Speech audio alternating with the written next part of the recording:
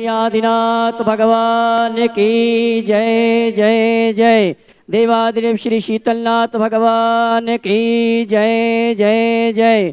देवादिदेव श्री चिंतामणि पार्श्वनाथ भगवान की जय जय जय। संत शिरोमणि गुरुवर आचार्य श्री विद्यासागर जी महाराज की जय जय जय। गुणैतन प्रणीता शंका समाधान भावना एक प्रवर्तक जन जन के संत प्रखर वक्ता बोले परम पूज मुनि श्री 108 प्रमाण सागर जी महाराज की जय जय जय।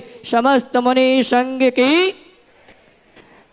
तीर्थराज संबे शिखर की तलटी में स्थित गुणैतन से मंगल विहार प्रारंभ हुआ और विभिन्न राज्यों के विभिन्न नगरों में प्रभावना करते हुए परम पूज मुनिवर विदिशा नगर में विराजमान है, जहां शीतलनाथ भगवान के त्रय कल्याणक मनाने का हमें आपको सौभाग्य प्राप्त हुआ था। ऐसे इस विदिशा में परम पूज मुनिवर के सानिध्य में पंचकणक प्रतिष्ठा महोत्सव और आज जन्म कल्याणक महामहोत्सव का दिन है। शांतिनाथ भगवान का मोक्ष कल्याणक महामहोत्सव है। आइए इस पावन अवसर पर हम और आप टीवी चैनल का बहुचर्चित विश्वविख्यात शंका समाधान का कार्यक्रम प्रारंभ करें। उसके पूर्व जिनवाणी चैनल, पारस चैनल और प्रमाणिक के माध्यम से जिस कार्यक्रम को देख और सुन रहे हैं उन सभी की ओर से और यहाँ पर उपस्थित समस्त श्रावक श्राविकाओं की ओर से परम पूज मुनिवर के श्री चरणों में नमन करते हुए आशीर्वाद प्राप्त करेंगे और निवेदन करेंगे शंका समाधान के कार्यक्रम के लिए दोनों हाथ जोड़ लेंगे, बोलेंगे हे मुनिवर नमोस्तु, हे गुरुवर नमोस्तु, हे मुनिवर नमोस्तु। आइए गुरुवर के आशीर्वाद से हम और आप शंका समाधान का कार्यक्रम प्रारंभ करें। उसके पूर्व विदिशा नगर के उन श्रावक परिवारों को यहाँ आमंत्रित करूँगा जिन्होंने गुरुवर से आशीर्वाद प्राप्त किया, प्रेरणा ली और उनकी आज्ञा से गुणैतन से जुड़ने का सौभाग्य प्राप्त किया है। कुछ ऐसे परिवार थे जो निर्माण निधि सूत्रधार के रूप में जुड़े थे और आज गुरुवर के आशीर्वाद से निवेदन किया उन्होंने और गुणैतन ट्रस्टी के रूप में आज जुड़ने का सौभाग्य प्राप्त किया है। मैं सम्मान से आमंत्रित करूंगा उन शुद्धि श्रावकों को, वे आएंगे परम पूज मुनिवर के श्री चरणों में नमन करते हुए गुरु वंदना का सौभाग्य प्राप्त करेंगे और उनका सम्मान गुणैतन परिवार के ट्रस्टी संपन्न करेंगे। सर्वप्रथम मैं आमंत्रित करूंगा श्रीमान श्री चंद शैलेश कुमार जी वकील साहब विदिशा, जो पूर्व में सूत्रधार के रूप में गुणैतन से जुड़े थे और आज गुणैतन ट्रस्टी के रूप में इन्होंने जुड़ने का सौभाग्य प्राप्त किया है। वे आए परम पूज मुनिवर के श्री चरणों में नमन करते हुए आशीर्वाद प्राप्त करेंगे और उनके सम्मान के लिए मैं आमंत्रित करूंगा हमारे गुणैतन परिवार के ट्रस्टी श्रीमान वसंत कुमार जी और गुणैतन परिवार के ट्रस्टी श्रीमान इंजीनियर चंद्रशेखर जी। ये आएंगे हमारे सम्मानी श्री चंद जी शैलेश कुमार जी परिवार का वकील साहब पहुंचे, सम्मान का कार्यक्रम संपन्न करेंगे और मैं चाहूंगा आप जोरदार ताली बजाकर हमारे वकील साहब श्रीमान श्री चंद जी शैलेश कुमार जी उनका सम्मान करेंगे। आपकी तालियां कम बज रही हैं, तालियां अच्छी हो जाएं। इसी क्रम में इंजीनियर राजेंद्र कुमार जी, रजीश राहुल जी जैन विदिशा, जिन्होंने भी निर्माण नायक से गुणैतन ट्रस्टी के रूप में आज जुड़ने का सौभाग्य प्राप्त किया है। मैं सम्मान से आमंत्रित करूंगा वे आए परम पूज मुनिवर की वंदना करने का सौभाग्य प्राप्त करें और उनके सम्मान के लिए मैं आमंत्रित करूंगा गुणैतन ट्रस्टी राहुल जी वाझल और डॉक्टर अशोक जी शिरोमणि संरक्षक गुणैतन। ये आएंगे सम्माननीय इंजीनियर राजेंद्र कुमार जी विदिशा, इनका सम्मान का कार्य संपन्न करेंगे। आइए इनके सम्मान के लिए मैंने आवाज दी गुणैतन ट्रस्टी राहुल जी वाझल और शिरोमणि संरक्षक डॉक्टर अशोक जी। इसी क्रम में जिन्होंने गुणैतन में स्तंभ के रूप में जुड़ने का सौभाग्य प्राप्त किया था और आज गुणैतन ट्रस्टी के रूप में गुणैतन से जुड़ रहे हैं श्रीमान अभय कुमार जी वैद्य सीए विदिशा हमारे उपस्थित हैं। मैं सम्मान से आमंत्रित करूंगा जो कि पंचकणक प्रतिष्ठा महामहोत्सव के महामंत्री हैं श्रीमान अभय कुमार जी वैद्य सीए साहब, शायद उपस्थित नहीं है। चंद्रशेखर भैया, अभय जी नहीं क्या? चलिए इसी क्रम में मैं आमंत्रित करूंगा श्रीमान पंडित महेंद्र कुमार जी, श्रीमती सुधा जी विदिशा, जो पूर्व में स्तंभ के रूप में गुणैतन से जुड़े थे, आज गुणैतन ट्रस्टी के रूप में जुड़ने का सौभाग्य प्राप्त किया है।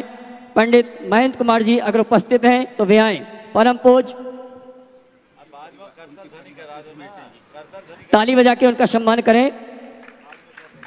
इसी क्रम में श्रीमान वसंत कुमार जी मुलायम चंद जी जैन विदिशा, जिन्होंने सूत्रधार के रूप में गुणायतन से जुड़ने का अवसर प्राप्त किया था, आज गुणायतन ट्रस्टी के रूप में, हाँ जी, श्रीमान वसंत कुमार जी मुलायम चंद जी आए और इनके सम्मान के लिए मैं आवाज दूंगा। गुणायतन ट्रस्टी विदिशा निवासी सिंगई प्रदुम्न जी वे आएंगे हमारे सम्माननीय श्रीमान मुलायम चंद जी, उनका गुणायतन परिवार की ओर से सम्मान का कार्यक्रम संपन्न करेंगे और मैं चाहूंगा आप जोरदार ताली बजाकर इनका सम्मान करें। और गुणायतन परिवार की ओर से मुलायम चंद जी का सम्मान करने के लिए सिंगई प्रदुम्न जी के साथ मैं आमंत्रित करूंगा हमारे चंद्रशेखर जी को भी आए, हमारे सम्मानी मुलायम चंद जी का सम्मान का कार्यक्रम गुणायतन परिवार की ओर से संपन्न करें, तालियां बजा के इनका सम्मान करें। इसी क्रम में श्रीमती लीना जैन पूर्व विधायिका, वाइफ ऑफ श्री संजय जैन गंजवासता, जो पूर्व में सूत्रधार थे, आज गुणायतन के ट्रस्टी के रूप में इन्होंने जुड़ने का सौभाग्य प्राप्त किया है। मैं सम्मान सहित आमंत्रित करूंगा, तालियां बजाकर उनका सम्मान करें।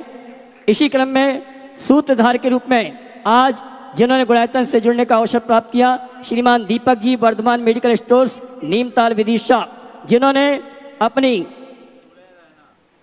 50,000 की राशि तत्काल जमा कर दी है, श्रीमान दीपक जी जैन, और उनके सम्मान के लिए पुनः एक बार आवाज दूंगा हमारे गुणायतन परिवार के ट्रस्टी श्रीमान बसंत कुमार जी और डॉक्टर अशोक जी शिरोमणि संरक्षक गुणायतन। श्रीमान अभय कुमार जी वैद्य शीर साहब अगर उपस्थित हैं तो आ जाएं, शायद उपस्थित नहीं, उनके सम्मान में जोरदार ताली बजाकर उनका सम्मान करें। इसी क्रम में जी श्रीमती ब्रह्मचारिणी स्वीटी जी, नीलांश जैन, मेघा जैन, निश्चल, आकिंचन, अनुभूति, इन्होंने गुणायतन में सूत्रधार के रूप में जुड़ने का सौभाग्य प्राप्त किया है और इनके सम्मान के लिए मैं आमंत्रित करूंगा। हाँ जी, गुणायतन ट्रस्टी पूनम जी आएंगी और नरेंद्र रीना झांझरी ये आएंगे सम्मानी शीटी जी दीदी का, उनका सम्मान का कार्यक्रम गुणायतन परिवार की ओर से संपन्न करेंगे। और आइए इसी क्रम में विदिशा दिगंबर जैन समाज के उस व्यक्तित्व को आमंत्रित करूंगा जिन्होंने अपने व्यक्तित्व के माध्यम से समाज का नाम रोशन किया है। अगर उपस्थित हैं तो मैं आमंत्रित करूंगा निर्मल जी जैन, निर्मल जी जैन जिन्होंने शिक्षा के लोकव्यापीकरण में यूनिसेफ पुरस्कार प्राप्त किया है, अखिल भारतीय शास्त्री परिषद से आचार्य विशुद्ध सागर पुरस्कार प्राप्त किया है और अभी 11 तारीख को कुंद कुंद ज्ञानपीठ इंदौर से ज्ञानोदय पुरस्कार प्रदान किया जाएगा। ऐसे निर्मल जी, उनके सम्मान में आप जोरदार ताली बजाकर उनका सम्मान करें। और आइए चलते हैं संघ का समाधान के आगे के कार्यक्रम के संचालन के लिए मैं सम्मान से निवेदन करूंगा मुनिवर संदान सागर जी महाराज से जोरदार ताली बजाकर सम्मान करेंगे। बोले परम पूज मुनिवर श्री संदान सागर जी महाराज की। आज के पहले प्रश्न के लिए मैं आमंत्रित कर रहा हूँ शौर्य जैन मास्टर, जो कल लास्ट में रह गया था, वहीं से शुरुआत करते हैं अपन, जहाँ अंत में छोड़ा वहीं से शुरुआत। इसलिए आज शौर्य जैन को पहला प्रश्न पूज्य महाराज श्री जी के आशीर्वाद से मिला, बेरसिया, और उसके बाद में कुणाल बढ़जात्या इंदौर तैयार रहेंगे। हाँ, शौर्य जैन बेरसिया अपना प्रश्न पूज्य महाराज श्री चरणों में रखें। जिनके भी नाम बोले जाएं पहले से खड़े हो जाएं आगे वाले और माइक वहां तक पहुंचा दें, थोड़ा सा अलर्ट हो जाएं। दूसरा माइक भी दे दो। चलिए बोलो बेटा। महाराज जी के चरणों में त्रैवार नमोस्तु, चुल्लक जी के चरणों में इच्छामि।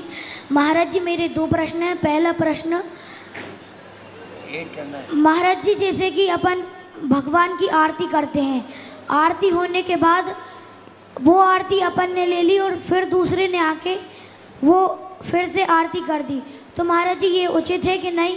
और महाराज जी ये सभी लोग कहते हैं कि सुखी रहो, पर महाराज जी ये काल पंचम काल चल रहा है, तो इसमें सुखी कैसे रह सकते हैं? ये काल तो दुखमय काल चल रहा है। देखिए, बहुत अच्छा सवाल। जहाँ तक पहला आरती का सवाल, कायदे से आरती तो भगवान की उतारी जाती है। आरती लेने की परंपरा इसलिए बन गई कि हमने आरती की तो उसमें पूरे ऊर्जा आ गई भगवान की, और वो ऊर्जा हमको मिले। तब आरती आपने कर ली तो हर व्यक्ति का अपना स्वतंत्र दीप हो, वो आरती करे और फिर आरती ले तो ठीक है। पर जब सामूहिक रूप से आरती करते हैं और बीच में आरती ले लेते हैं थोड़ा सा समझ में नहीं आता। दूसरा पूछा है पंचम काल दुखमा काल है और दुखमा काल में सब सुखी कैसे रहे, है ना।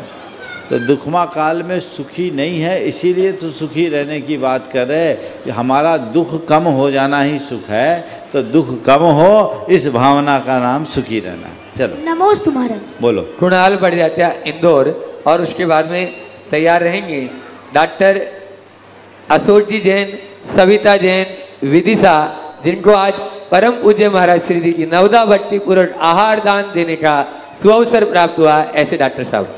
त्रय महाराज जी को त्रय महाराज जी को बारंबार नमोस्तु नमोस्तु नमोस्तु। सभी ओम सीधे सवाल कर लो भैया जल्दी से। सवाल ये है, इंसान की फितरत भी बड़ी अजीब है, ना मिले तो सब्र नहीं करता और मिल जाए तो कद्र नहीं करता। कृपया शंका का समाधान करिए गुरुदेव। बिल्कुल बिल्कुल, इसी में तो सब कुछ है। ना मिले तो सब्र नहीं, मिल जाए तो कद्र नहीं, इसी का नाम संसार है। समझ गए। इसलिए मिलने पर हमें कद्र करना सीखना चाहिए और न मिलने तक सब्र रखना चाहिए। चलिए आगे। नमोस्तु महाराज। डॉक्टर अशोक जी, सविता जी जैन, जो गुणायतन के शिरोमणि संरक्षक भी हैं, और उसके बाद में तैयार रहेंगे सुरेश चंद जी, एडवोकेट, वरिष्ठ जो है संस्थापक सदस्य शीतल धाम के। हाँ माइक। नमोस्तु महाराज जी। मेरा प्रश्न यह है कि जैसा कहते हैं कि वर्तमान समय में हमें जो सुख दुख प्राप्त होता है वो हमारे पूर्व जन्म के कर्मों का उदय है, पर जो दूसरा जीव है जो हमारे प्रति बुरा या अच्छा कर रहा है, या हम किसी दूसरे जीव के प्रति बुरा या अच्छा करते हैं, वह भी उसी कर्मों की वजह से होता है। यदि यह उसी कर्मों की वजह से हो रहा है तो हम बुरा ही करते रहेंगे, फिर हम अच्छे कैसे बनेंगे? देखिए, ये सामान्य धारणा है कि हमारे जीवन में जो भी सुख दुख होता है या अच्छा बुरा होता है वह हमारे अच्छे बुरे कर्मों की वजह से होता है, लेकिन ऐसा एकांत नहीं। हमारे जीवन में जो कुछ घटता है, कोई हमारा अच्छा बुरा कर रहा है, उसमें हमारा कर्म ही कारण है, ऐसी बात नहीं है। सामने वाले का राग भाव और द्वेष भाव भी इसमें कारण। अगर किसी का मेरे प्रति राग होगा तो वो मेरे बारे में केवल अच्छा अच्छा अच्छा ही सोचेगा, अच्छा ही अच्छा करने का प्रयास करेगा। और यदि द्वेष भाव होगा तो कोई कितना भी अच्छा हो वो उसके प्रति बुरा बुरा और बुरा ही सोचने का प्रयास करेगा। तो ये व्यक्तिगत राग और द्वेष इसमें एक बड़ा कारण है। कर्म तो एक निमित्त है ही, तो कई बार हमारा कर्म हमारे अनुकूल न हो और तो भी सामने वाले का राग हो तो वो हमारे प्रति अनुकूल वर्तन करता है, और कई बार कर्म प्रतिकूल हो और सामने वाले का द्वेष हो तो वो हमारे लिए प्रतिकूल वर्तन करता है। दोनों चीज़ें हमारे साथ जुड़ी हुई है, इसलिए इनको केवल कर्मों से जोड़ना ठीक बात नहीं है। द्रव्य क्षेत्र काल भाव सबके संयोग बनते हैं, उनके निमित्त से ये सारा काम होता है।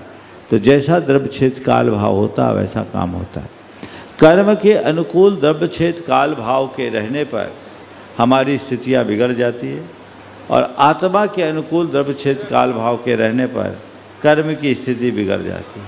तो अनुकूल द्रव्य क्षेत्र काल भाव हो जिससे हम कर्म का अंत करके निष्कर्म दशा को प्राप्त कर सकें। सुरेश चंद जी, एडवोकेट, जो वरिष्ठ समाज सेवी भी हैं और साथ में फाउंडर मेंबर हैं शीतल धाम ट्रस्ट के। हे गुरुदेव, आपके और उसके बाद तैयार रहेंगे प्रीति बाला जैन। हे गुरुदेव, सबसे पहले तो मैं आपके चरणों में पूर्ण कृतज्ञता ज्ञापित करता हूँ, क्योंकि आपके इष्ट उपदेश ने मेरे जीवन में आमूल चूल परिवर्तन किया है। हे गुरुदेव, मैं अपनी शंका रखते हुए क्षमा याचना करता हूँ। मेरी शंका ये है कि द्रव्य उत्पाद बड़े द्रव्यात्मक है, लेकिन बार बार अंतस में मेरी शंका उठती है और संतोष नहीं होता कि सिद्ध परमात्मा में उत्पाद वय द्रव्य कैसे घटित होगा। पहले तो मैं चाहूँगा एक बार वकील साहब का जोरदार करतल ध्वनि से अभिनंदन करें। विदिशा शहर के लीडिंग प्रैक्टिशनर, मैंने तो इनको देखा है, एक समय जिनके नाम की तूती बस्ती, उस चरम समय में 60 वर्ष की उम्र का स्पर्श होते ही इन्होंने अपने वकालत को त्याग दिया। ये बहुत अनुकरणीय उदाहरण है। एक बार प्रमाण सागर जी महाराज की जय बोलिए, क्योंकि इन्हीं के मार्गदर्शन के कारण मैंने ये उत्कृष्ट कार्य किया। बोलो गुरुवर प्रमाण सागर जी महाराज की। मुझे आज जानकारी मिली प्रद्युमन सिंघई के माध्यम से। मुझे तो लग रहा था वकील साहब है, वकील लोग तो कभी रिटायर्ड होते नहीं है, टायर्ड भले हो जाए, लेकिन इन्होंने बहुत ही अनुकरणीय उदाहरण प्रस्तुत किया है और अब वो धर्म सेवा और समाज सेवा के कार्य में लगे हैं। अति उत्तम कार्य। आपका जो सवाल है, और मैं साथ साथ ये भी आशीर्वाद देता हूँ कि जिसके लिए आपने निर्वृत्ति ली है उसकी उपलब्धि हो। लक्ष्य समाधि मरण का होना चाहिए, उसी में नरभव की सार्थकता होगी, है ना। श्रीचंद जी को भी मैं यही कह रहा हूँ, वकालत तो छूट गई है लेकिन अब आत्मा की वकालत करनी। आपका जो सवाल है कि सिद्धों में उत्पाद वै द्रव्यात्मक परिणमन कैसे होता है, द्रव्य का स्वभाव कभी उससे विलग नहीं होता। संसारी व्यक्तियों, प्राणियों और वस्तुओं में होने वाला परिवर्तन हमें दिख जाता है क्योंकि उनका परिणमन मूर्त दिखता है। सिद्ध परमात्मा का परिणमन अमूर्त है, वो हमें दिखाई नहीं देता, लेकिन फिर भी वो परिणमन शून्य नहीं, इसे केवल आगम के प्रमाण से जाना जाता है।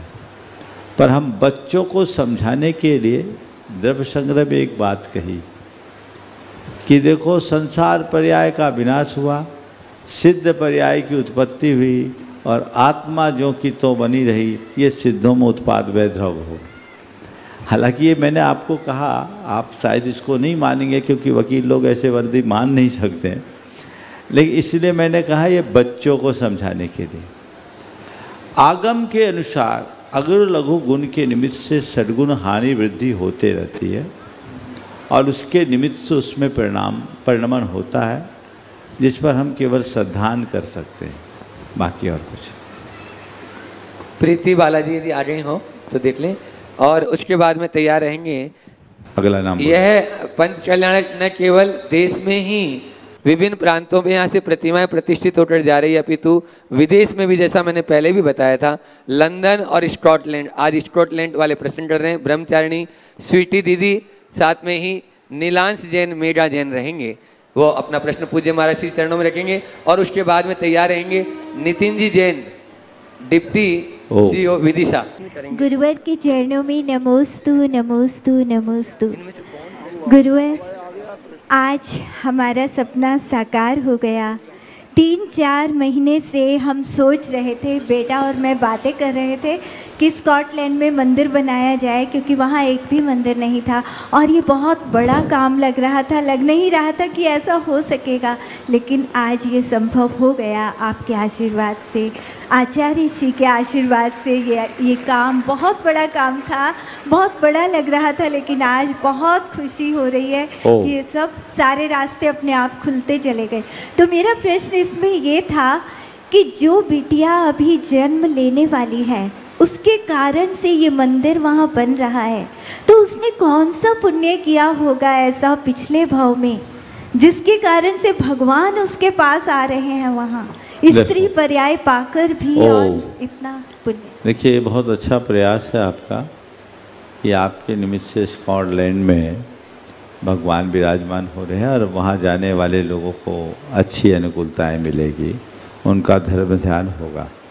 जहाँ तक बेटी का सवाल है, एक निमित्त है, निमित्त नैमित्तिक संबंध है, उनका कौन सा पुण्य है तो भगवान ही जानेंगे, लेकिन ये मान के चलो भव्य जीव है, इसीलिए नेक निमित्त मिले। हाँ, नितिन जी जैन जो डिप्टी कलेक्टर विदिशा हैं, वे अपना प्रश्न पूज्य महर्षि चरणों में रख रहे हैं और उसके बाद में श्रीमती सरिता जी, डॉक्टर दिनेश जी जैन, ट्रस्टी गुणायतन किरी मोहल्ला, विदिशा। नमोस्तु महाराज जी। महाराज जी, मेरे को एक ये शंका है कि ये जैसे मांगी तुंगी जी है, वहाँ पर जो प्रतिमा है वो दूसरे भगवान की बनने वाली थी, मगर माता जी गुणमती माता जी ने जो आदिनाथ भगवान की स्थापित की। फिर उसके बाद हनुमान ताल में सुधासागर महाराज जी के द्वारा आदिनाथ भगवान को मूल नायक प्रतिमा घोषित की, जो कि वो एक बाहर रखी हुई थी। तो ऐसा कुछ शास्त्र में या गुरुदेव के द्वारा कुछ निर्देश है क्या कि हमें कहीं संशय हो तो आदिनाथ भगवान की प्रतिमा को देखो, आपने जिस संदर्भ में सवाल किया है वो सवाल अस्पष्ट है। आदिनाथ भगवान की प्रतिमा मैंने तो जब से सुना, मांगी तुंगी में जो भगवान बनने थे आदिनाथ भगवान के ही बनने थे और 108 फुट की बनने थे। तो आदिनाथ भगवान हमारे मूल शासन नायक है, इसलिए आदिनाथ भगवान को बनाया गया। ये बात अलग है कि आज मांगी तुंगी क्षेत्र के मूल नायक कोई और हो, मैं गया नहीं हूँ, कौन है वहाँ के मूल नायक? पार्श्वनाथ, पर वो वहाँ नहीं, अलग मंदिर है। तो एक गांव में विदिशा में शीतलनाथ भगवान है, शीतलनाथ मूल नायक है, लेकिन बाकी मंदिरों में कहीं शांतिनाथ है, कहीं मुनि सुब्रत है, अलग अलग है ना, तो इसमें कोई दोष नहीं, जहाँ संशय होता है। और हनुमान ताल का जहाँ तक मैटर है, हनुमान ताल की ये प्रतिमा बहुत प्राचीन प्रतिमा रही है और महाराज श्री ने उसी अतिशय और प्रभाव को देखकर लोगों को कोई समाधान दिया हो।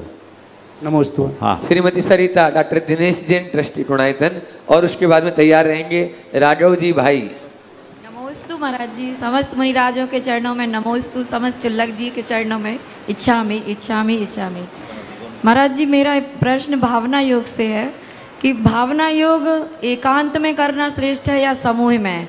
और एक और प्रश्न है कि भावना योग में ध्यान कहाँ केंद्रित होना चाहिए भावना योग करते समय? देखिए, कल प्रातःकाल ध्यान भावना योग का योग आप सबका बन रहा है, कल और परसों का 2 दिन है। जहाँ तक भावना योग करने का सवाल है, एकांत में ही करना चाहिए, उसमें ज़्यादा आनंद है, लेकिन सिखाना तो समूह में ही पड़ता है। अगर सबको एकांत में सिखाने लगे तो बहुत मुश्किल होगी। और जहाँ तक भावना योग में ध्यान करने की बात है, भावना योग में ध्यान की ज़रूरत नहीं है, भावना योग में बस डूबने की ज़रूरत है। जो वाक्य आप को बोल रहे हैं उसे दोहराते समय उसे विजुअलाइज करें तो चीज़ें अच्छी हो। नमोस्तु महाराज। राघव जी भाई अपने इस सभा में उपस्थित है, मैं आमंत्रित कर रहा हूँ। जो पूर्व राज्यसभा सदस्य और पूर्व वित्त मंत्री मध्य प्रदेश रहे हैं, ऐसे पूज्य महाराज श्री चरणों में प्रश्न रखें और उसके बाद में तैयार रहेंगे अभय जी जैन वैद्य। महाराज श्री के चरणों में वंदन करते हुए नमोस्तु नमोस्तु नमोस्तु। महाराज श्री जैन दर्शन बहुत उत्तम है, वैज्ञानिक है, सभी समस्याओं का समाधान भी उसके अंदर है और इस जैन दर्शन को प्रचार प्रसार करने में मुनि संघ का अभूतपूर्व योगदान रहा है। आप श्री का भी मैं कम से कम 3 बातों में विशेष योगदान मानता हूँ। एक तो शंका समाधान, दूसरा गुणायतन और तीसरा भावना योगी।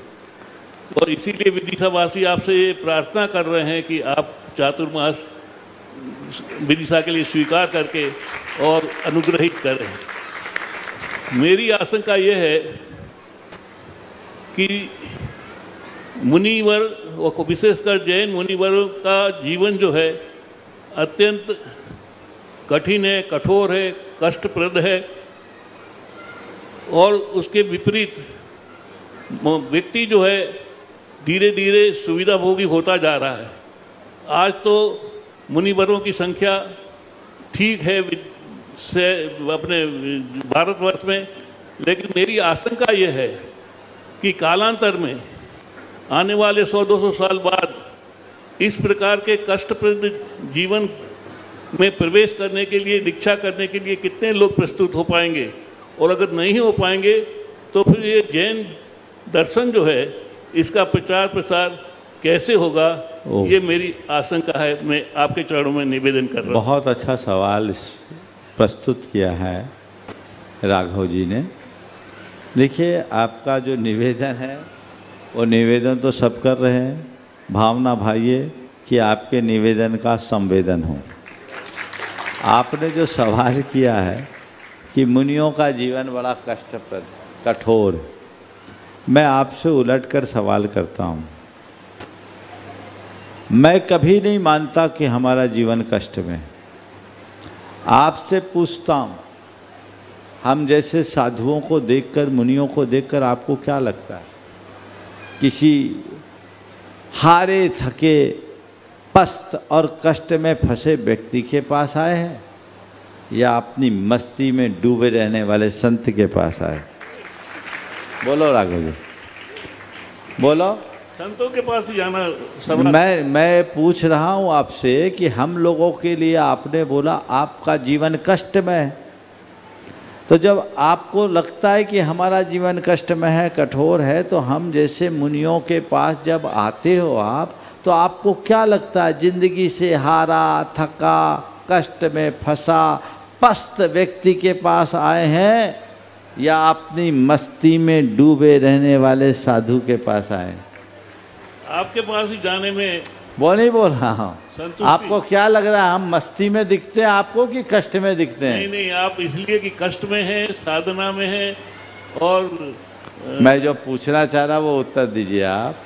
मैं आपसे पूछ रहा हूँ, हम लोगों के पास आप लोग आते हो तो आप लोगों को क्या दिखता है? हम अपनी मस्ती में दिखते हैं या कष्ट में फंसे दिखते हैं? नहीं नहीं, मस्ती में तो मस्ती तो दिखती है ना? सकता, लेकिन आप कष्ट में भी नहीं दिखते हैं। मस्त दिखते हैं कि नहीं? मस्ती दिखते हैं। बेस, तो फिर कैसे कह रहे हो कि आपका जीवन कष्ट में? सुनो, और बात बोलूं, हमारे चेहरे को देखो और अपने चेहरे को देखो, किसका चेहरा प्रसन्नता से भरा मिलेगा? बोलो, किसका चेहरा प्रसन्नता से भरा है? आपका चेहरा। अब क्यों? तो बोलो, कष्ट में हम हैं कि आप? कष्ट में जीवन हमारा है कि तुम्हारा? आपका तो नहीं है। तो फिर कैसे कहते हो कि मुनियों का जीवन कष्ट में है? ध्यान रखना, जीवन में कष्ट कष्ट नहीं देते, कष्ट की अनुभूति में कष्ट होता है। कोई भी क्रिया और कोई भी कार्य तभी तक हमें कष्टमय या दुखमय प्रतीत होते हैं जब तक हम उन्हें स्वीकार नहीं करते। जैसे ही हम उन्हें स्वीकार कर लेते हैं, कष्ट में भी आनंद होता है। उदाहरण के लिए बोल रहा हूँ, अभी IPL खत्म हुआ होगा, 44-45 टेम्परेचर में चलता होगा। सवेरे से लोग स्टेडियम में आके खुली धूप में बैठते होंगे, कोई छत्ता तो नहीं रहता, और चलो दर्शकों के ऊपर तो फिर भी छत्ता। जो बैट्समैन और फील्डर है वो मैदान में, उनको कोई छाया मिलती क्या? धूप में तपते कि नहीं? कष्ट है कि नहीं? लेकिन फिर भी उनको कष्ट हो रहा है कि मजा आ रहा है? खेल खेलने वाले को मजा और मैच देखने वाले को मजा आ रहा है। क्यों? क्योंकि वो टिकट कटा के गए हैं, उसे स्वीकार किया है।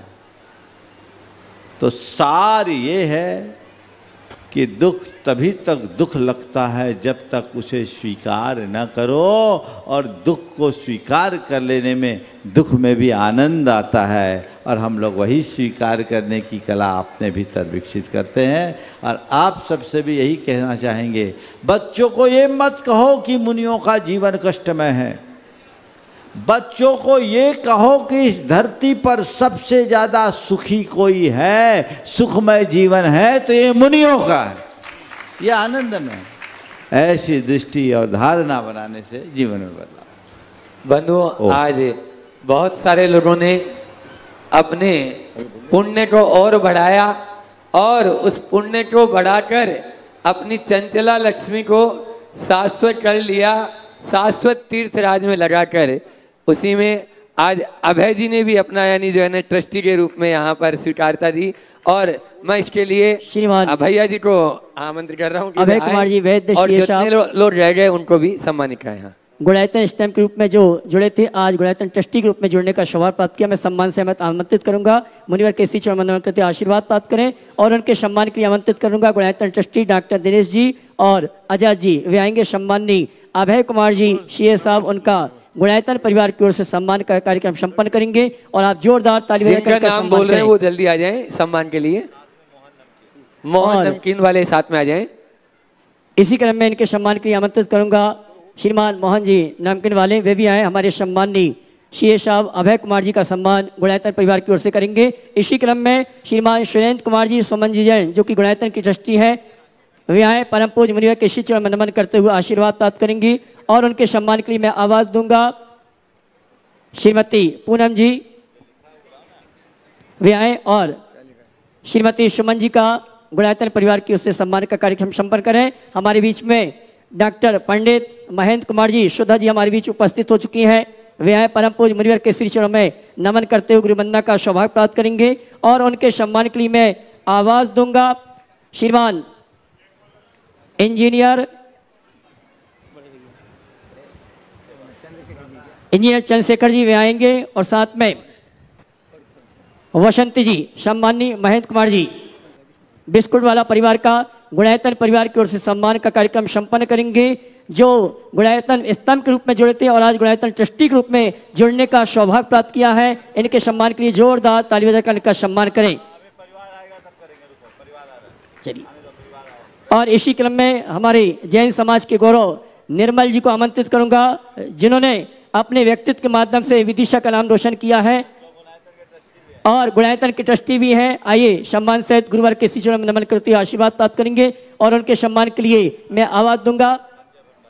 श्रीमान संजय जी भंडारी वे आएंगे सम्मानी, और शैलेश जी बकील साहब के सुपुत्र दोनों आएंगे सम्मानी। निर्मल जी का गुणायतन परिवार की ओर से सम्मान का कार्यक्रम संपन्न करेंगे, जिन्हें आगामी 11 जून को कुंद कुंद ज्ञानपीठ इंदौर के द्वारा पुरस्कृत किया जाएगा। जोरदार ताली बजाकर का सम्मान करें। यही कर रहे हैं। निर्मल जी अपना प्रश्न भी महाराज श्री जी सामने रखेंगे। हाँ, और पहले अभय जी उपस्थित हो चुके हैं। अभय भैया जो आज ट्रस्टी के रूप में अपनी यानी जो है ना सहज स्वीकृति गुरु चरणों में दी है, अपना प्रश्न। मुनित्रय के चरणों में बारंबार नमोस्तु। मुनिश्री, अभी इस पंचकल्याणक प्रतिष्ठा महोत्सव के माध्यम से आपकी नित्य दिनचर्या को देखने का पास से अवसर प्राप्त हुआ। उन्हीं 24 घंटे के अंदर संपूर्ण विश्व की चिंता कैसे कर लेते हैं स्वामी, और उसके बाद भी अपने आप को भैंसा का ही भैंसा मुस्कुराता हुआ और व्यवस्थित महसूस करते हैं? इस शंका का समाधान देखो, सारे संसार की चिंता हम बिल्कुल नहीं करते, हम तो केवल अपनी चिंता करते हैं और अपनी चिंता भी हमें नहीं करनी पड़ती, क्योंकि हमें हमारे गुरु ने निश्चिंतता का मार्ग दे दिया और गुरु ने एक ही मंत्र दिया है कि हर पल एक ही भाव रखो, सुखी रहे सब जीव जगत में, कोई कभी न घबराए। और हम लोग जो कुछ भी करते वो कर्ता बुद्धि से नहीं करते, केवल संसार के हर प्राणी के जीवन में सुख प्रकट हो इस पुनीत भाव से करते। फिर दूसरी बात, हम जिस समय जो फाइल खोलते हैं वो उतनी देर के लिए खोलते हैं जितनी देर की उसकी ज़रूरत है। काम पूरा होते ही फाइल बंद और फिर अगली फाइल हो। बस ये कला आप लोग अपना लो तो कोई प्रॉब्लम नहीं होगी। कुछ लोग हैं जो एक फाइल खोलते फिर दूसरी फिर तीसरी फाइलें खुलते रहती, पढ़ एक भी नहीं पाते, तो दिमाग में गड़बड़ी हो जाती है। तो अपनी मानसिक स्थिति को यदि उस अनुरूप बनाया जाए तो बहुत बदलाव आता है। अनेकों पुरस्कारों से सम्मानित निर्मल जी अपना प्रश्न रखें और उसके बाद में तैयार रहेंगे इस महान अनुष्ठान के माता पिता, जिनके यहाँ आज 3 लोट के नाट का जन्म भी हुआ, ऐसे सनत कुमार जी जैन मणिधर परिवार। नमोस्तु भगवान, नमोस्तु भगवान, नमोस्तु। इच्छा भी महाराज जी, महाराज श्री रत्नकंड सबकाचार में आचार्य समन महाराज जी 8 मद में ज्ञानम पूजम कुलम जाति वलम रिद्धि तपोपु अष्टावासित मानतम ये कहते हैं, और पंडित दौलत राम जी जब कहते हैं तो उसमें रिद्धिमंद कम करके धनमद पर आ जाते हैं। तो ऐसा कहीं उल्लेख आता है कि धनमद और अलग है और रिद्धिमंद अलग है, या दोनों के सम्यक दर्शन में अंतर आ जाता है? देखो, रिद्धि शब्द बना रिंग पापने, रिद्धि से समृद्धि बना, जो प्राप्त हो वो रिद्धि। तो रिद्धि का एक अर्थ धन भी होता है। तो पंचम काल में रिद्धि तो है नहीं, यही वाली रिद्धि आप लोगों के पास है, जिसे आपने रिद्धि से हटा के समृद्धि में बदल दिया। तो इसलिए दोनों में कोई अंतर नहीं। नमस्ते भगवान, नमस्ते भगवान, नमस्ते। सनत कुमारी जैन इस महान अनुष्ठान के माता पिता और उसके बाद में तैयार रहेंगी विद्यावर्धिनी बहुमंडल किरी मोहल्ला। हे मेरे भगवान, नमोस्तु नमोस्तु नमोस्तु। भगवान, हे मेरे भगवान, नमोस्तु नमोस्तु नमोस्तु। यह प्रश्न मेरा 1 साल पहले का है। बोलो। यह प्रश्न मेरा 1 साल पहले का है। प्रभु, आप अवध ज्ञानी हैं, मन प्रज्ञानी हैं, और अपने अवध ज्ञान से और मन प्रज्ञान से ये जानो कि आज क्या हो रहा है और क्या जरूरत है। आपने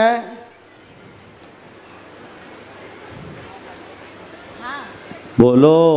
बोल रहा हूँ साहब, भूल गया हूँ। वाह, इसलिए में तो गाड़ी छूट जाएगी। नहीं छूटेगी। हाँ, अवधि ज्ञान में दूसरे का सवाल आ जाएगा। हे प्रभु, हमारे सारे तीर्थंकर छत्री थे। हाँ, हम लोग क्यों इतने कमजोर हैं, आप मुझे ये बता दो। बहुत सुंदर। दूसरा क्या है, मेरा मेन प्रश्न ये है, आज भक्त की जरूरत है। एक हाथ में भाला और एक हाथ में माला। क्यों? जब तक संगठन नहीं बनेगा, शक्ति नहीं बनेगी, तब तक कुछ नहीं होगा।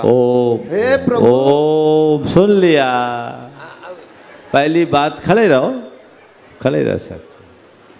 पहली बात तो न मुझे अवधि ज्ञान है, न मेरे मन पर यह ज्ञान है। आप दूसरे मन की बात जान लेते हो। वो तुम जानो, लेकिन मैं इतना कह देता हूँ, न मुझे अवधि ज्ञान है, न मुझे मनापर्य ज्ञान है। बस मुझे इतना ज्ञान है कि मुझे क्या करना है और क्या नहीं करना है। और जिस व्यक्ति को इतना ज्ञान हो गया, उसका कल्याण पक्का है। अब रहा जो आपका सवाल है कि हमारे सारे तीर्थंकर क्षत्रिय वंशी थे, पर आज जैनी इतने कमज़ोर क्यों हो गए? उसकी एक बड़ी वजह मुझे समझ में आती, वो ये कि तीर्थंकरों ने जिसको छोड़ा, भक्तों ने उसी को बटोरा, इसलिए कमज़ोर हो। क्या बोल रहा हूँ? हमारे तीर्थंकरों ने, कल देखोगे, वो राज पाठ वैभव सब छोड़ के जाएंगे और तुम लोग वही बटोरोगे। देखो, जब भगवान के वस्त्र आदि का त्याग होता है तो लोग कैसे लपकते हैं। तो भगवान ने जिसे जीर्ण तृण समझकर छोड़ दिया, तुम उसी की उपासना में लग गए तो बनिया बन गए। समझ गए? और जब बनिया बन जाएंगे, बनिक वृत्ति तो होगी। एक तो ये कारण। दूसरा कारण द्रव्यछेद काल भाव का है। हमारी जो भी समाज आज है, तो मैं एक बहुत इतिहास की बात आप सबसे कहता हूँ। जैन समाज की जितनी भी जातियां हैं, अगर उनके इतिहास को हम पलट कर देखेंगे तो प्रायः सभी क्षत्रिय जाति से संबद्ध रहे। परवार जाति के इतिहास को पढ़ोगे तो वो सब विक्रमादित्य के वंशज हैं। अरहदबली आचार्य विक्रमादित्य के भ्राता थे, इसके प्रमाण मिलते, वो भी परवार थे। खंडेलवाल जैनों की बात करेंगे तो राजा खंडेलगिरी के वंशज, ये भी क्षत्रिय थे, चौहान वंशी क्षत्रिय थे। इसी तरह अन्य अनेक जातियां, जितनी भी जातियां हैं, प्रायः सब क्षत्रिय कुलोत्पन्न रहे, चाहे वो गोला लारे हो, गोल सिंघारे हो, गोला पूरब हो, अन्य बहुत सारी जातियां, मैं सबके इतिहास में नहीं जाऊंगा। लेकिन समय काल के प्रभाव से, राजनीतिक अस्थिरता के परिणाम स्वरूप इन्हें एक स्थान से दूसरे स्थान जाना पड़ा। और जब जाना पड़ा तो जीविका एक बहुत बड़ी समस्या थी। जब छात्र कर्म से अपनी जीविका करते थे तब तक तो क्षत्रिय थे। मूलभूत धरती से जब उन्हें दूर जाना पड़ा, जितने भी ये परिवार समाज के लोग हैं ना इस क्षेत्र में, ये सब गुजरात से आए हुए, और इन्हें चंदेल और चहमान और परमार जाति राजाओं ने संरक्षण दिया तो यहाँ फले फूले, ये इतिहास बताता है। अन्यों का भी ऐसे, जब दूर देश गए, सब कुछ खो कर आए तो अपनी जीविका के लिए कुछ तो चाहिए। तो फिर किसी ने कृषि कर्म शुरू किया, किसी ने व्यवसाय शुरू किया, धीरे धीरे धीरे धीरे काल बदलते बदलते छत्री से वैश्य बन गए। और ये केवल जैनियों के साथ नहीं हुआ, सभी में। आज भी जिन्हें आप क्षत्रिय कुलोत्पन्न मानते हैं, सब धंधा करके बैठे हैं, तो जैन धर्म की दृष्टि से वो क्षत्रिय कहाँ रहे?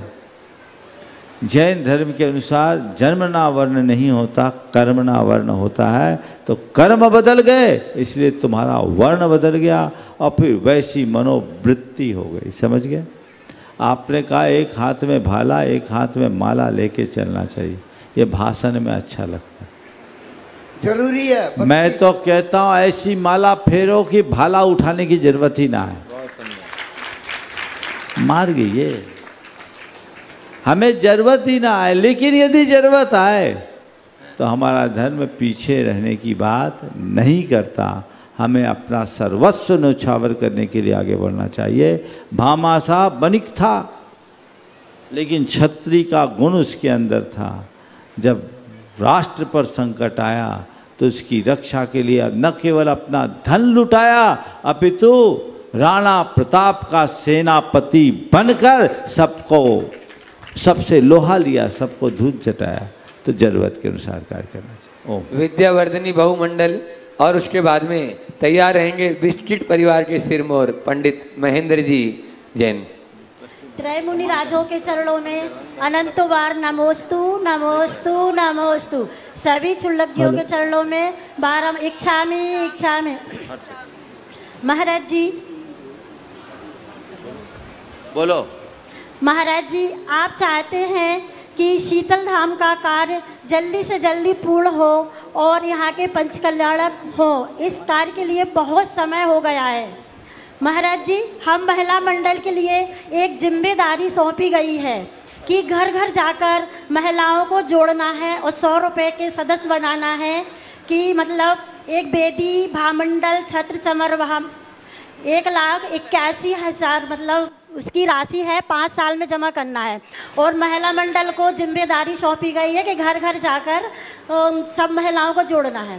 तो महाराज जी, कुछ महिलाओं ने अपनी स्वीकृति भी दी है, लेकिन महाराज जी अधिकांश महिलाओं से ये जवाब मिलता है कि हम इनसे पूछकर बताएंगे। तो महाराज जी, महिलाएं अपने श्रीमान जी की जेब में से खुद खर्च के लिए तो पैसे निकालती हैं, लेकिन दान के लिए इनसे पूछकर बताएंगे। क्या महिलाओं को दान देने का अधिकार नहीं है? तो महाराज जी, आप अपने ऐसा संदेश दीजिए कि सभी शीतल धाम से जुड़े और महिला मंडल का सहयोग करें। यह जिम्मेदारी हमको पूज्य मुनि श्री विनम्र सागर महाराज जी ने दी। देखिए, बहुत ही उत्तम योजना है हर व्यक्ति को जोड़ने का। मैं तो ये कहता हूँ, राम सेतु के निर्माण में बड़े बड़े वानर लगे थे जो बड़ी बड़ी शिलाएं लगा रहे थे, लेकिन उनमें नन्ही नन्ही गिलहरियों का भी बहुत बड़ा योगदान था। बड़ी योजना बड़े बड़े सहयोग से पूरी होती है, लेकिन छोटे छोटे लोगों का भी उसमें योगदान बहुत मूल्यवान होता है। अगर 100-100 रुपया जोड़ करके भी लोग करें तो ये बहुत उत्तम है। और ये प्रस्ताव बहुत अच्छा है, लेकिन अच्छे से करो। 5 साल के लिए जो हुआ, कहीं ऐसा ना हो तुम्हारा पंचकल्याणक 5 साल पिछड़ जाए। मैं कमेटी से कहूँगा कि इतनी जल्दी कर लो कि 5 साल के पहले ही इनका बजट पूरा हो जाए और ये काम करे।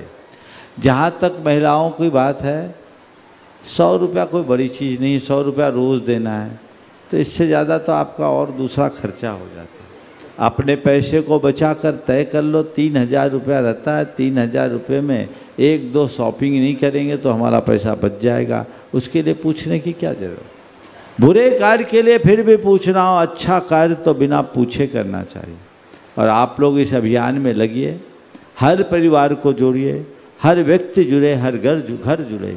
जो आज अल्प सामर्थ्य के कारण नहीं कर पा रहा है वो भी जुड़े, ताकि उसका पुण्य बढ़े और वो अपनी सामर्थ्य को बढ़ा सके। ओम। हाँ, और आगे मैं सम्मान सहित आमंत्रित करूंगा विदिशा नगर के समस्त मंदिरों की व्यवस्था में सहयोग प्रदान करने वाले और इस महानुष्ठान के संयोजक जिन्होंने गुणायतन में गुणायतन ट्रस्टी के रूप में जुड़ने का सौभाग्य प्राप्त किया है, पंडित महेंद्र कुमार जी, श्रीमती सुधा जी जैन, बिस्कुट वाला परिवार वे आएंगे परम पूज मुनिवर केसरी चरण नमन करते आशीर्वाद प्राप्त करेंगे। और पूरा परिवार को, पूरा परिवार आ जाए, बिस्कुट वाला परिवार पूरा आ जाए। और इनके सम्मान के लिए मैं आमंत्रित करूंगा शिरोमणि संरक्षक श्रीमान अशोक जी सबिता जी और गुणायतन ट्रस्टी राहुल जी वाजल ये आएंगे। सम्माननीय महेंद्र कुमार जी परिवार का, गुणायतन परिवार की ओर से सम्मान का कार्यक्रम संपन्न करेंगे और आप जोरदार ताली बजाकर उनका सम्मान करें। और महेंद्र जी अपना प्रश्न भी महाराज श्री चरणों में रखेंगे गुरुदेव, और उसके बाद में तैयार रहेंगे जैन मिलन वाले अरियंत बिहार। ये हो जाओ। हाँ, हाँ।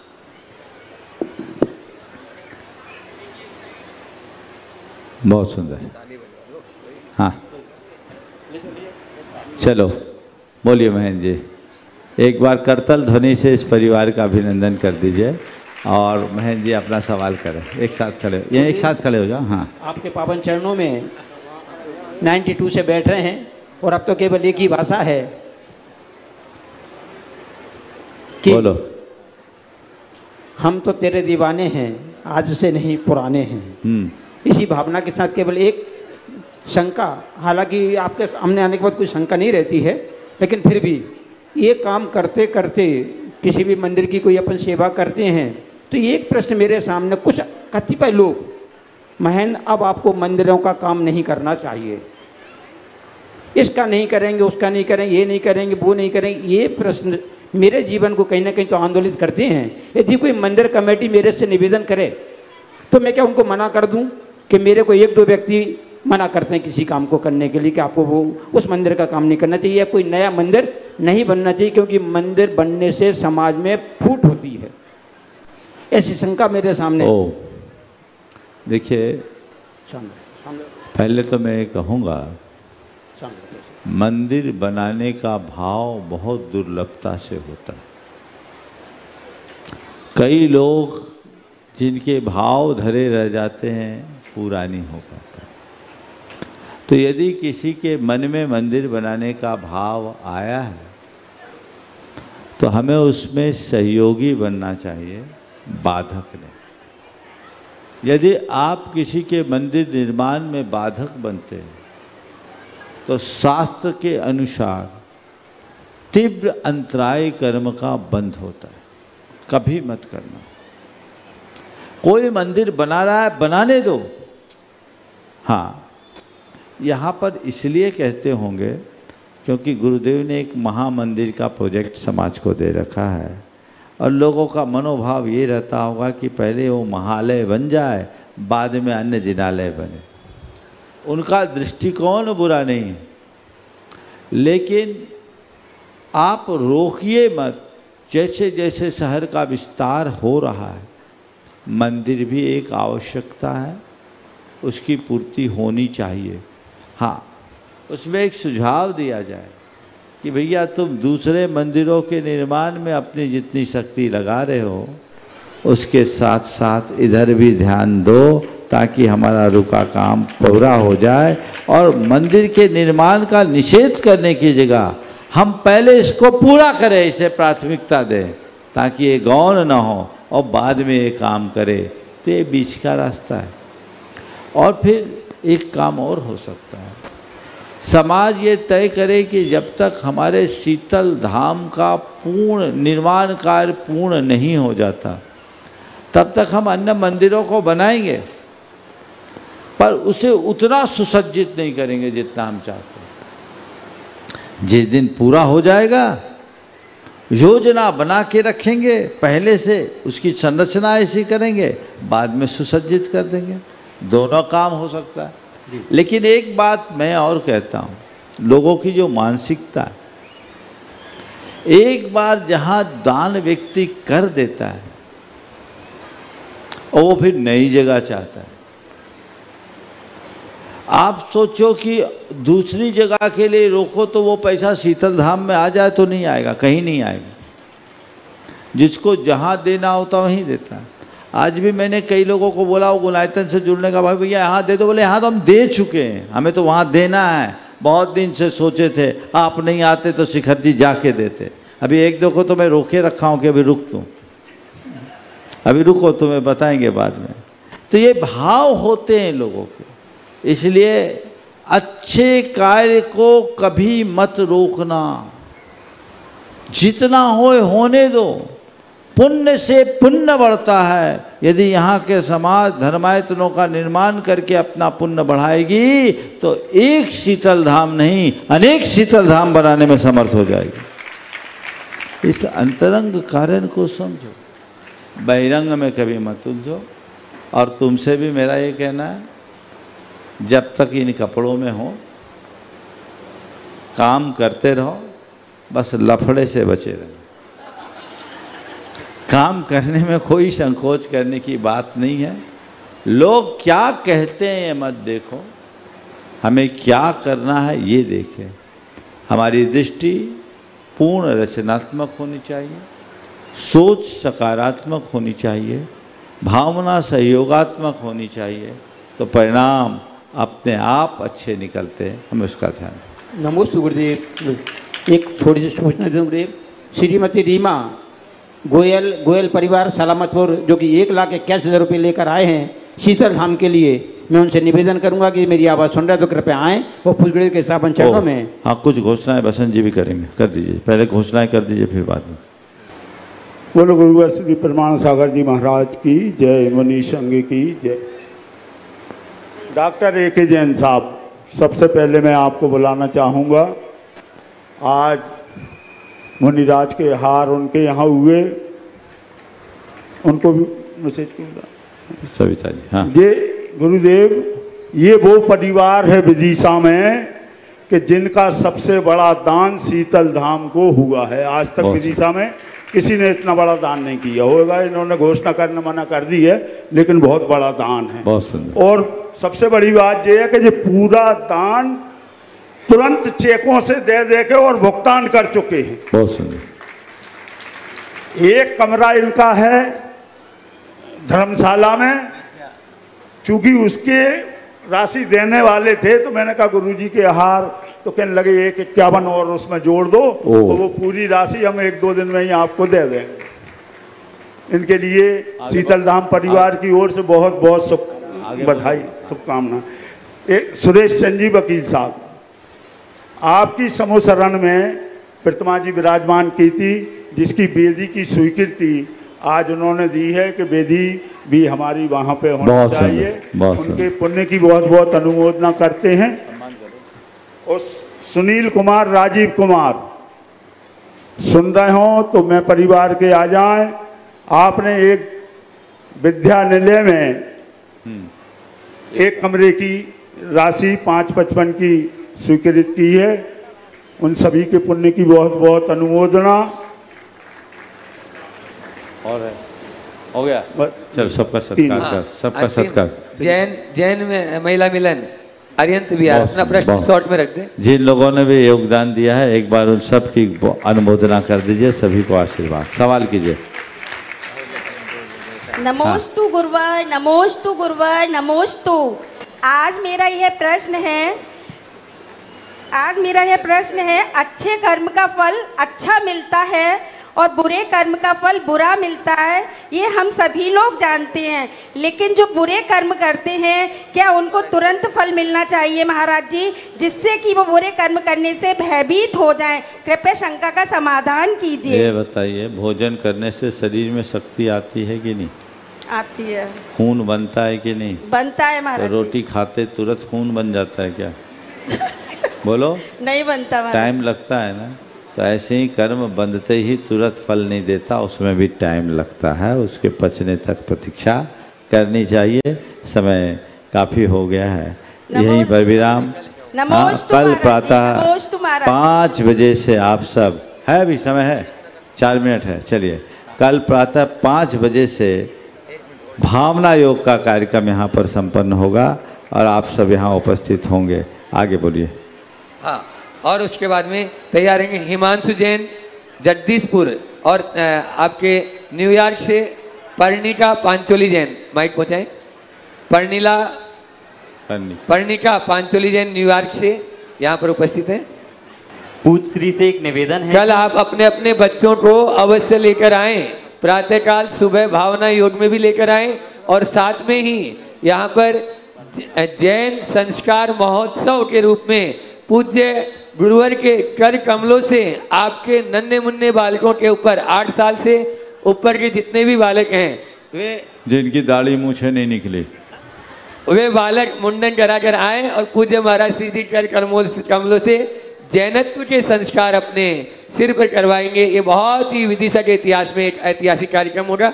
आप लोग इसके लिए यहाँ तैयार रहेंगे। अभी अपना प्रश्न रखे हैं हिमांशु जैन। हाँ, पूज्य श्री से एक निवेदन है कि जगदीशपुर मंदिर का वेदी प्रतिष्ठा महोत्सव आपके सानिध्य में हो। नमोस्तु भगवान। सवाल है तो जल्दी से करो। भगवान, आज दोपहर में जब आप प्रतिक्रमण कर रहे थे उस समय उस कमरे में इतनी गर्मी थी कि हम भी पसीने से लथपथ थे और आप भी, लेकिन आपका जो समता भाव था और हम आकुल व्याकुल हो रहे थे। भगवान, हम ऐसा क्या कृत करें और हमारी दिनचर्या ऐसी क्या हो कि हम भी आपकी तरह समता भाव रख सकें। हम समता में इसलिए थे कि हम प्रतिक्रमण कर रहे थे और आप लोग आकुल व्याकुल इसलिए थे कि अतिक्रमण कर रहे हैं। अतिक्रमण बंद कर दो, समता अपने आप आएगी। चलिए आगे। पर्णिका पांचोली जैन न्यूयॉर्क और उसके बाद में श्री निर्मल जी जैन। ओम। चलिए, सत्र भी पूरा हो गया। बोलिए परम पूज्य आचार्य गुरुवर श्री विद्या।